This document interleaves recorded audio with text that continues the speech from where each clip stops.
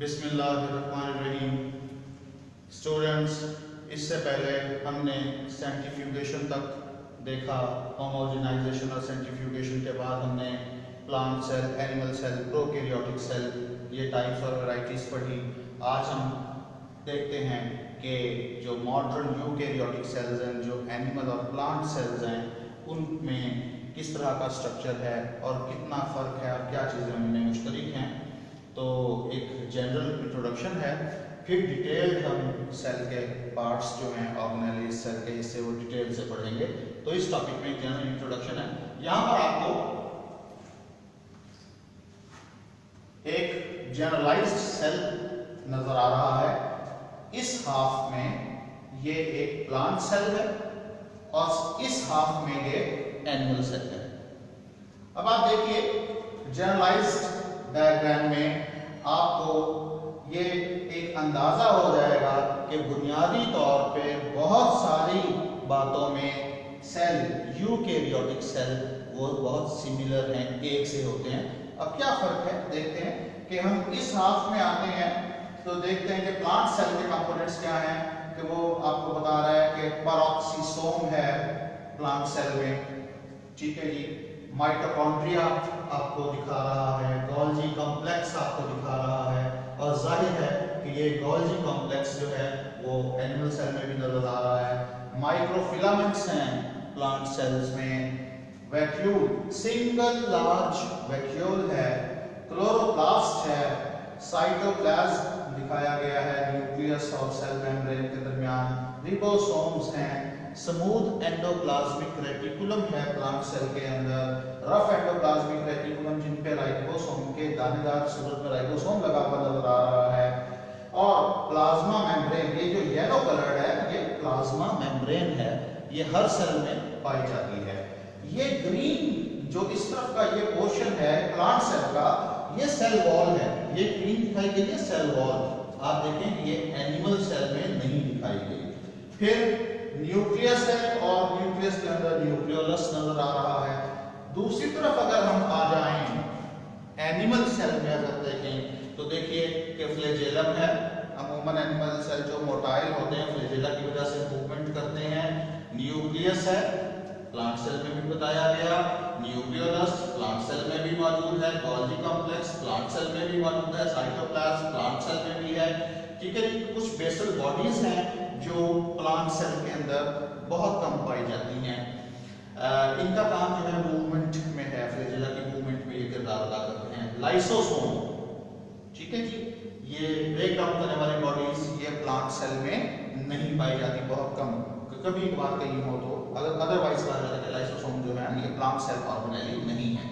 फिर सेंट्रोसोम, बेटा सेंट्रोसोम के अंदर सेंट्रियोल पाया जाता है। अब सेंट्रियोल जो है वो प्लांट सेल में नहीं है, लेकिन कई जगहों पे सेंट्रोसोम जैसा स्ट्रक्चर बाज़ प्लांट सेल में नजर आ जाता है।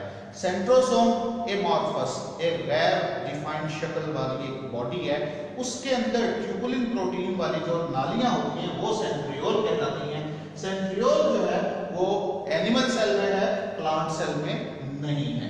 रिबोसोम्स हैं, प्लांट सेल में भी पड़े, एनिमल सेल में भी है, माइक्रोट्यूब्यूल है, पेरोक्सिसोम्स हैं, rough endoplasmic reticulum, smooth endoplasmic reticulum, plasma membrane, mitochondrion. अब देखिए तकरीबन बहुत सारे स्ट्रक्चर जो हैं मासवाई एक दो के वो तमाम एनिमल और प्लांट सेल्स में कॉमन है, यूकैरियोटिक सेल में कॉमन है, क्योंकि यहाँ पे आपको एक न्यूक्लियस नजर आ रहा है जो मेम्ब्रेन बाउंड स्ट्रक्चर है।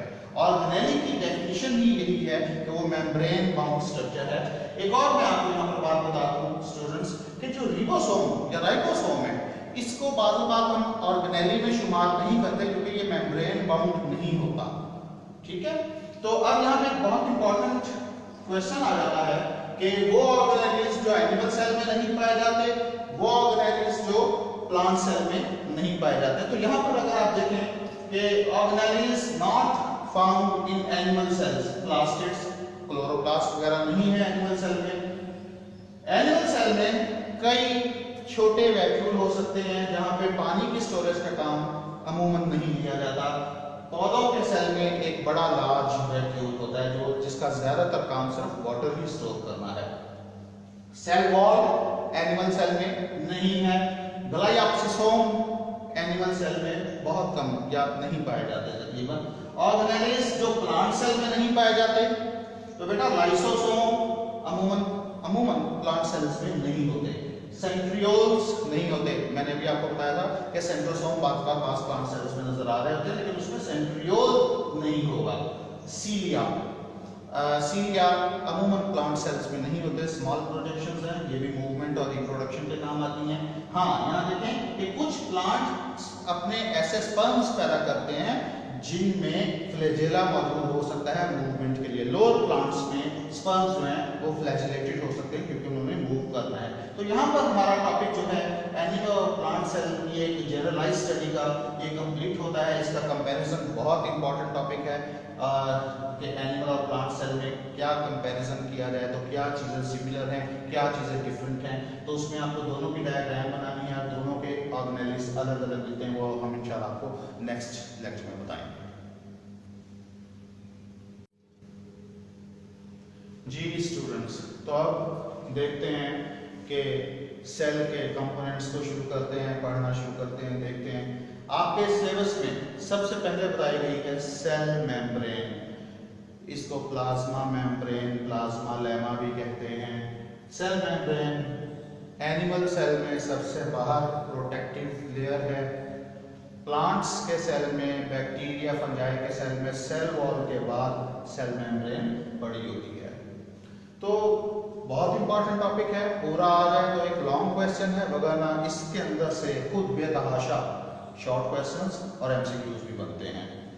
तो बेटा इसमें कंपोनेंट्स भी याद करने हैं, इसके कैरेक्टरिस्टिक्स देखने हैं, इसकी केमिकल कंपोजिशन देखनी है, इसका स्ट्रक्चर देखना है और इसके फंक्शन देखने हैं। तो चलिए देखते हैं कि पोजीशन तो हमने देख ली कि ये हर सेल के अंदर सेल मेम्ब्रेन मौजूद है। अब एनिमल का सेल है, प्लांट का सेल है, सेल मेम्ब्रेन मौजूद है। प्लांट सेल में, बैक्टीरिया फंजाई वगैरह के सेल में सेल मेम्ब्रेन के बाद बाहर की तरफ सेल वॉल भी मौजूद है। तो सबसे पहले हम देखते हैं कि इसके कैरेक्टरिस्टिक्स क्या होते हैं, खसूसियात क्या हैं। तो बेटा थिन, डेलिकेट, ये पतली भी है, नाजुक भी है, इलास्टिक, लचकदार है, सेल्फ रिपेयर, अगर किसी वजह से डैमेज हो जाए तो अपने आप को खुद ब खुद रिपेयर भी करने की सलाहियत रखती है। यही वजह है कि प्रोटोप्लाज्म का हिस्सा है। हम एक लेक्चर में आपको प्रोटोप्लाज्म, साइटोप्लाज्म बताएंगे। मूवमेंट का कंट्रोल, सेल के अंदर और बाहर आने जाने वाली चीज़ों को आने जाने देना है कि नहीं देना है, कितनी जाए कितनी ना जाए, कौन आए कौन जाए, ये तमाम मूवमेंट का कंट्रोल इसके पास है। यही सेल मेम्ब्रेन जो है बहुत सारे केमिकल रिएक्शंस के लिए प्लेस या प्लेटफॉर्म भी प्रोवाइड करती है। एंजाइम्स का रिजर्वायर, स्ट्रॉ हाउस है। प्रोकैरियोट्स में इसका डिफरेंट रोल है, यूकैरियोट्स में भी इसी तरह के बहुत सारे किरदार अदा करती है। तो ये इसके कैरेक्टरिस्टिक्स हैं। और अगर केमिकल कॉम्पोजिशन हम इसकी देखें कि सेल मेम्ब्रेन किन मॉलिक्यूल्स से मिलकर बनी है, तो हमें पता लगता है कि लिपिड्स इसमें तकरीबन 20 से 40% लिपिड पर मुश्तमिल है। लिपिड कौन से? फॉस्फोलिपिड। ये चैप्टर नंबर 2 में है। फॉस्फोलिपिड का एक हेड है और एक टेल है, वो स्ट्रक्चर है, खैर वो चैप्टर नंबर 2 में इंशाल्लाह पढ़ेंगे। और प्रोटीन इसमें 60 to 80% हो सकती है। तो ये 60 to 80, 20 to 40, ये शॉर्ट में भी और एमसीक्यू के पॉइंट ऑफ व्यू से भी अहम है, ये शॉर्ट के पॉइंट ऑफ व्यू से अहम है, और इसकी पोजीशन, इसकी लोकेशन, ये भी शॉर्ट क्वेश्चन में आ सकती है। तो क्या देखते हैं कि ये इसका स्ट्रक्चर क्या है। स्ट्रक्चर के बारे में दो आइडियाज हैं। पहले जिन साइंसदानों ने देखा उन्होंने इसका स्ट्रक्चर बयान किया, वो कहलाता है बेटा यूनिट मेम्ब्रेन मॉडल। आप अपनी बुक में देखेंगे, इसमें डिटेल्स मिलेंगी। ये यूनिट मेम्ब्रेन मॉडल है, ये ओल्ड कंसेप्ट है इसका।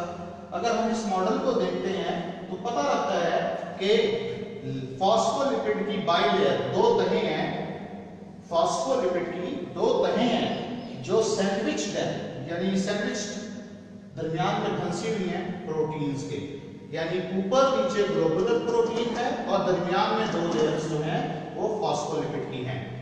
ये जो लिपिड की टेल वाला एरिया है फॉस्फोलिपिड का, ये हाइड्रोफोबिक एरिया है, वाटर रिपेलेंट या वाटर हिटिंग, जबकि प्रोटीन और हेड वाला एरिया जो है है, हाइड्रोफिलिक है, यानी ये वाटर अट्रैक्टिव या वाटर लविंग, हम इसके लिए लफ्ज इस्तेमाल करते हैं, ये भी क्वेश्चन में आ सकते हैं।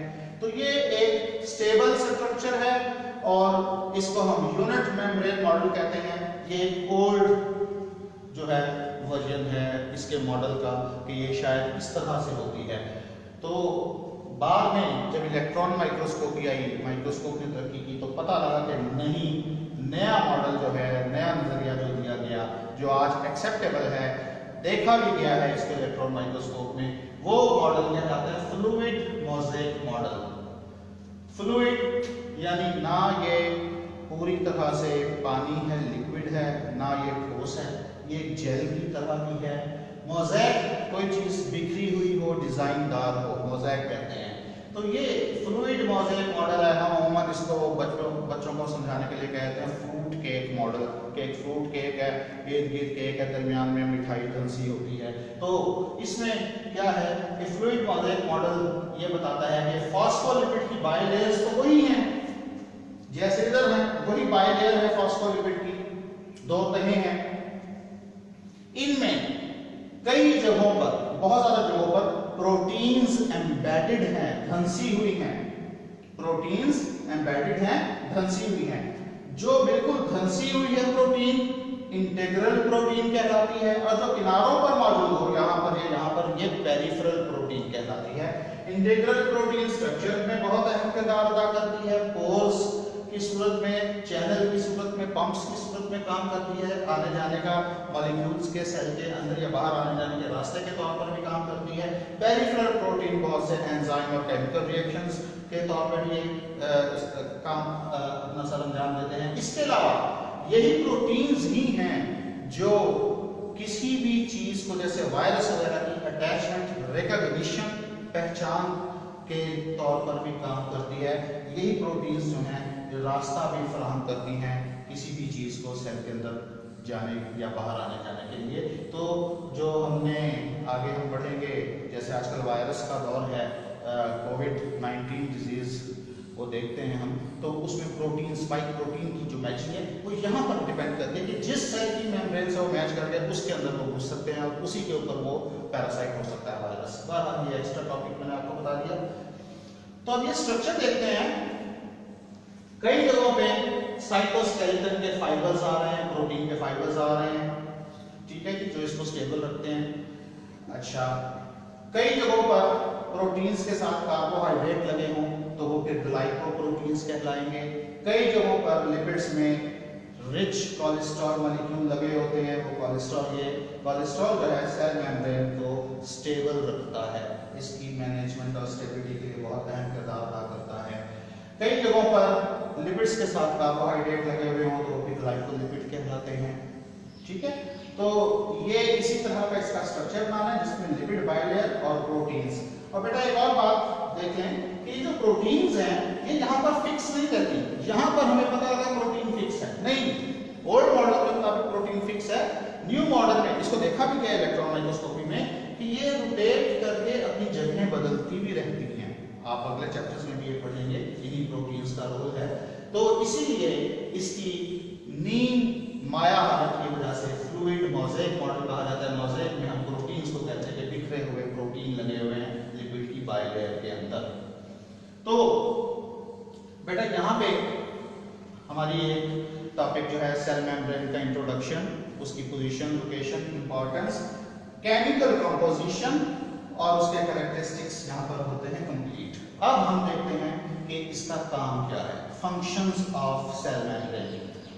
मैंने आपको जैसे पहले बताया ये पूरा सेल मेम्ब्रेन एक लॉन्ग क्वेश्चन है, नहीं तो बहुत सारे शॉर्ट क्वेश्चन निकल आएंगे इसके अंदर से और बहुत सारे एमसीक्यूज बन जाएंगे जिसको आपने बहुत तफसील से याद करना है। खास तौर पे इस मॉडल की डायग्राम जो बुक में दी गई है उसको कमांड हासिल करनी है अपने हाथ से ड्रॉ करके। चलें फंक्शंस देखते हैं। बेटा सबसे इंपॉर्टेंट फंक्शन जो आपकी सेल मेम्ब्रेन सेल में सरंजाम दे रही है वो है to control the movement across the cell. Cell के अंदर और बाहर आने जाने वाली चीजों की हरकत को कंट्रोल करना। तो इसको हम कहते हैं परमिएबिलिटी, कि कौन गुजर सकता है सेल से, कौन नहीं गुजर सकता। ये तीन बहुत अहम काम सर अंजाम देती है आने जाने वाली चीजों को कंट्रोल करने के लिए। ये सिलेक्ट कर सकती है कि किस चीज को आना है, किसको नहीं आना, किसको जाना है, किसको नहीं जाना। पार्शियली यानी कितना, एक चीज का कितना हिस्सा चला जाए, कितना आ जाए, इस तरह। डिफरेंशियली तमीज कर सकती है कि इस चीज को आना चाहिए, इस चीज को नहीं आना चाहिए, इसको जाना चाहिए, इसको नहीं जाना चाहिए। ये तमाम कैरेक्टर्स मिलके इसको, इसका बहुत इंपॉर्टेंट कैरेक्टर देते हैं सेमी परमिएबल। इसलिए हम इसको कहते हैं इसका सेमी परमिएबल मेम्ब्रेन। ये तमाम चीजें ना गुजर सकती हैं, ना तमाम चीजें रुक जाती हैं किसी चीज। अब ये सिलेक्ट करके या जरूरत के मुताबिक सेल के अंदर या बाहर चीजों को, मुख्तलिफ किस्म की चीजों को आना जाने देती है। वो चीजें क्या हो सकती हैं? अगर वो लिपिड सॉल्युबल चीजें हैं या वो न्यूट्रल मॉलिक्यूल्स हैं, लिपिड सॉल्युबल या न्यूट्रल मॉलिक्यूल्स जो हैं जैसे गैस, वाटर, कार्बोहाइड्रेट्स, ये तो इसको क्रॉस कर जाते हैं, सेल मेम्ब्रेन को क्रॉस कर जाएंगे।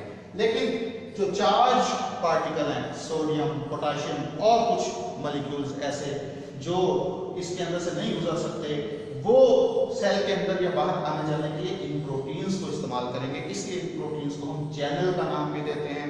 ये जोर भी लगाएंगे, हम ये भी आपको बताते हैं। पंप का नाम भी देते हैं, चैनल भी है, पंप भी है, प्रोटीन है, ये पोर है, ये रास्ता है बाज मखसूस चीजों के आने जाने के लिए। तो अब हम ये देखते हैं कि इसमें से चीजें परमिएबिलिटी कैसे आ जा सकती है। अगर मॉलिक्यूल्स अपनी मिकदार के फर्क, कंसंट्रेशन ग्रेडियंट की बिना पर इसको क्रॉस कर जाएं, concentration gradient, along the concentration gradient cross कर जाए मॉलिक्यूल, डिफ्यूजन, वो प्रोसेस कहलाता है diffusion, movement of molecules from their higher concentration to या टुवर्ड्स देयर लोअर कंसंट्रेशन। तो diffusion important question, short question में आ सकता है। Semi permeability, lipid soluble, neutral कैसे पास करेंगे, ये सारे क्वेश्चंस हैं, शॉर्ट क्वेश्चन आपके बन सकते हैं। तो डिफ्यूजन भी एक इंपॉर्टेंट क्वेश्चन है। फिर है ऑस्मोसिस।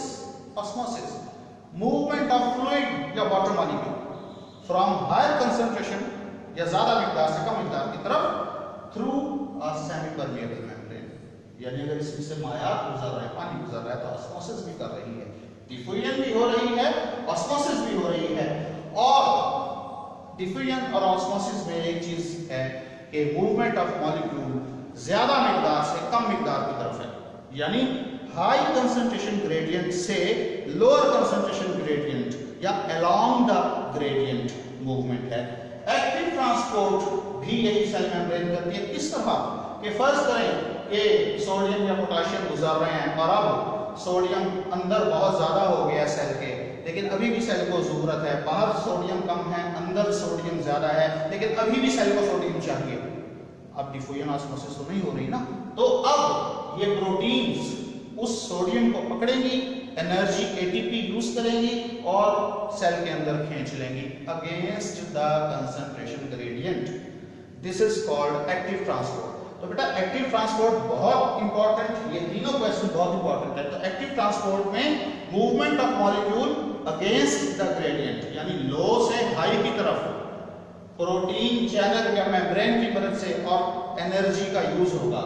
इस काम के लिए प्रोटीन चैनल अगर लो कंसंट्रेशन से हाई की तरफ पंप करेगा, जोर लगा के मॉलिक्यूल को भेजेगा, तो उस जोर के लिए वो तवानाई का इस्तेमाल करेगा। वो तवानाई, वो एनर्जी एटीपी की सूरत में आएगी।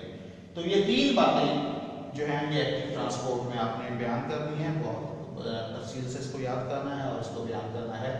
फिर बेटा सपोर्ट और प्रोटेक्शन इसका फंक्शन है। दूसरा फंक्शन इसका सपोर्ट है, प्रोटेक्शन है। एनिमल सेल को सपोर्ट कर रही है, उसकी साइज को, शेप को, वॉल्यूम को बरकरार रखती है, उसकी हिफाजत करती है। नर्व कंडक्शन, इसके अंदर से बिजली भी गुजर आती है। नर्व कंडक्शन, हमारे न्यूरॉन ट्यूब जो सेल मेम्ब्रेन है वो हमारी नर्व कंडक्शन का काम कर रही है।